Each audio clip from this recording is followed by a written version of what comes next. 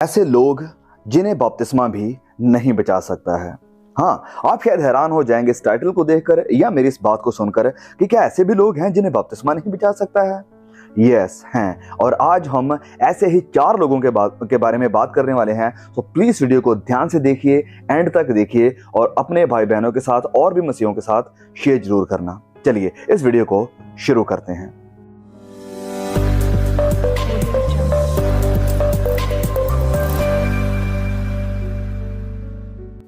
Now सबसे पहले जब हम बात करते हैं बपतिस्मा की, तो बपतिस्मा एक बहुत ही जरूरी हिस्सा है, एक बहुत ही इंपॉर्टेंट रिचुअल है या एक कमांड है प्रभु यीशु की, जिसे हम मसीहों को मानना बहुत ही जरूरी है।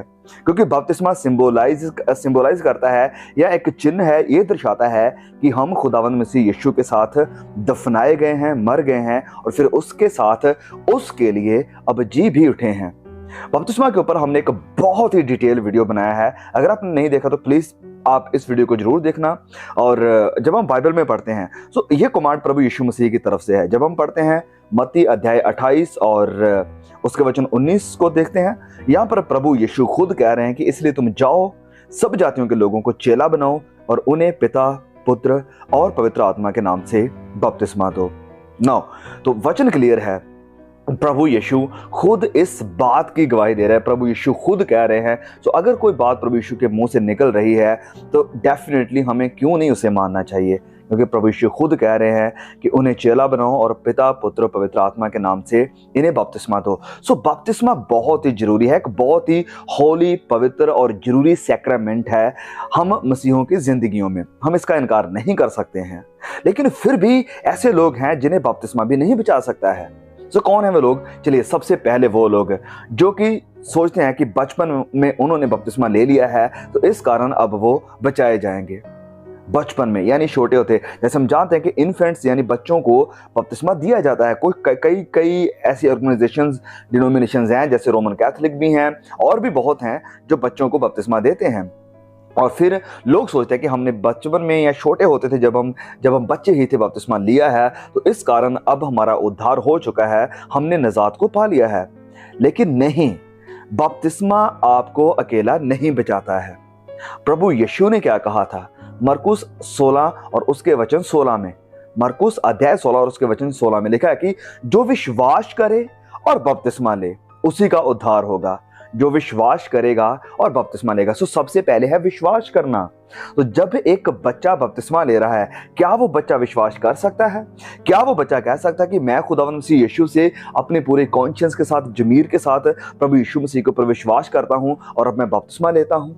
नहीं। तो सबसे पहले विश्वास करना जरूरी है, इससे पहले कि हम बपतिस्मा लें। प्रभु यीशु के ये मुंह से निकले हुए वचन है। और फिर जब हम प्रेरितों के बारे में भी पढ़ते हैं तो उन्होंने भी कहा कि विश्वास करो प्रभु यीशु मसीह के ऊपर और तुम बपतिस्मा लो, तुम और तुम्हारा घराना उद्धार पाओगे। सबसे पहले विश्वास। और फिर इसी वचन मरकुस 16 में ही लिखा है कि परंतु जो विश्वास नहीं करेगा, भले ही वो बपतिस्मा ले भी लेता है, अगर वो विश्वास नहीं करेगा तो वह दोषी ठहराया जाएगा। अगर आपने बपतिस्मा ले लिया है लेकिन विश्वास नहीं किया तो आप दोषी ठहराए जाएंगे, आपका उद्धार नहीं हुआ है। सो इससे पहले कि हम बपतिस्मा ले, हमें विश्वास करना, कॉन्शियसली प्रभु यीशु के सामने आना, उसे मानना, उसकी क्रूस के ऊपर किए हुए काम को कबूल करना बहुत ही जरूरी है।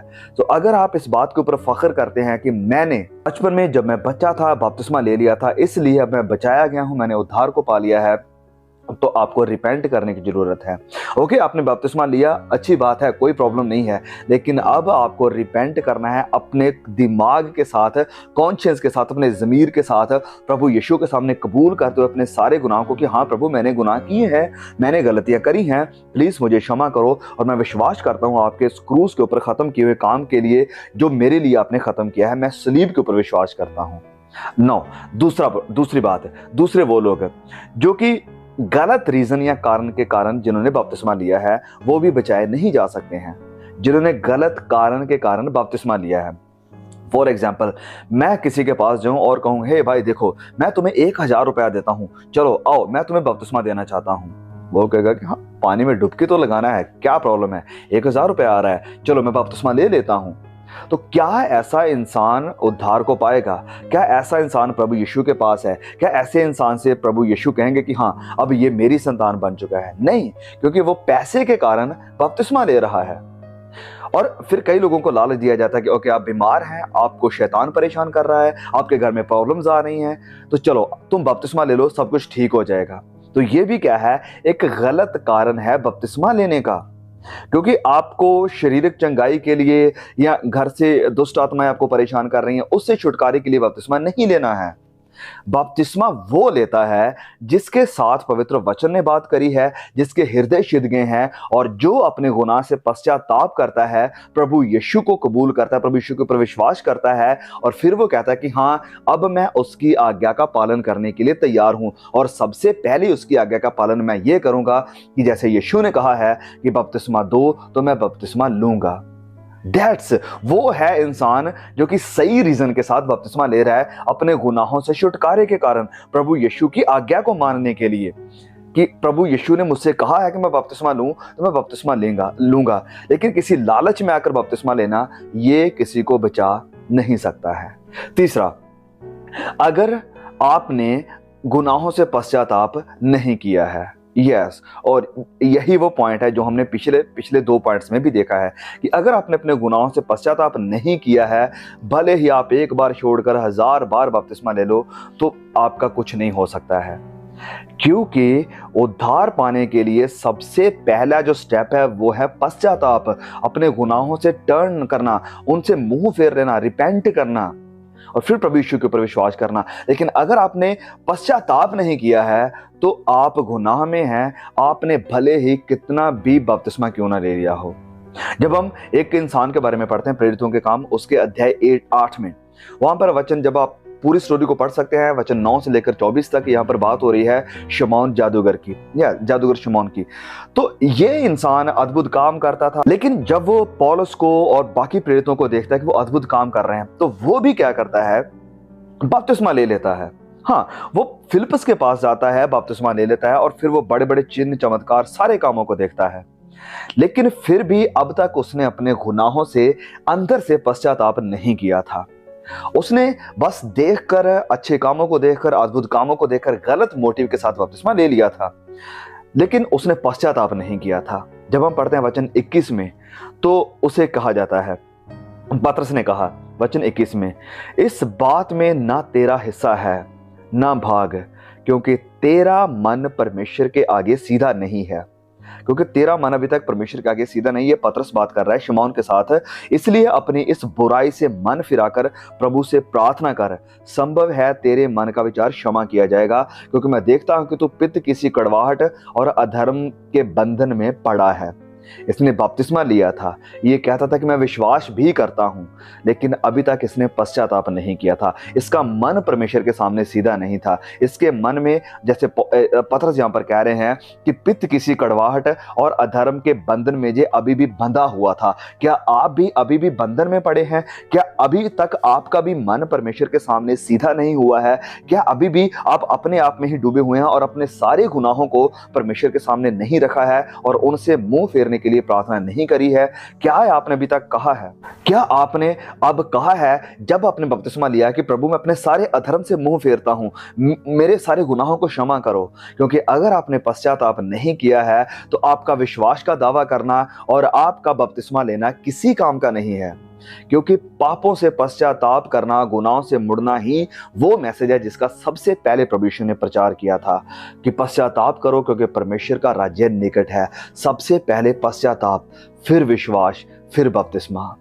ओके, तो चौथा वो लोग जो कि उद्धार नहीं पाएंगे भले उन्होंने बपतिस्मा ले लिया है, वो लोग जो लगातार गुनाह में जिंदगी जी रहे हैं, जो लगातार गुनाह में जिंदगी जी रहे हैं। यस, अगर आप नई क्रिएशन बन चुके हैं, अगर आप दावा करते हैं नई सृष्टि बनने का, अगर आप दावा करते हैं कि आप प्रभु यीशु के साथ दफनाए गए और उसके साथ जी उठे हैं, अगर आप दावा करते हैं कि आपने प्रभु यीशु को पहन लिया है, लेकिन फिर भी आप गुनाह में हैं, फिर भी आप पाप में हैं, फिर भी आपका नेचर तब्दील नहीं हुआ है, फिर भी आपकी जिंदगी तब्दील नहीं हुई है, फिर भी आपने गुनाह से नफरत करना नहीं छोड़ा है, तो इसका मतलब है कि ये बपतिस्मा जो आपने लिया है वो बस नाम का बपतिस्मा है और ये बपतिस्मा आपको बचा नहीं सकता है। यस, वचन इस बात के ऊपर बिल्कुल क्लियर है। हाँ, इसमें कोई डाउट नहीं है। वचन भी इस बात पर क्लियर है जब हम पढ़ते हैं इब्रानियों अध्याय 10 और उसके वचन 28 और 29 में। यहाँ पर लिखा है, जब मूसा की व्यवस्था का ना मानने वाला 2 या 3 जनों की गवाही पर बिना दया रहम के मार डाला जाता था, तो सोच लो कि वह कितने और भी भारी दंड के योग्य ठहरेगा, जिसने परमेश्वर के पुत्र को पांवों से रौंदा और वाचा के लहू को, जिसके द्वारा वह पवित्र ठहराया गया था, अपवित्र जाना और अनुग्रह के आत्मा का अपमान किया।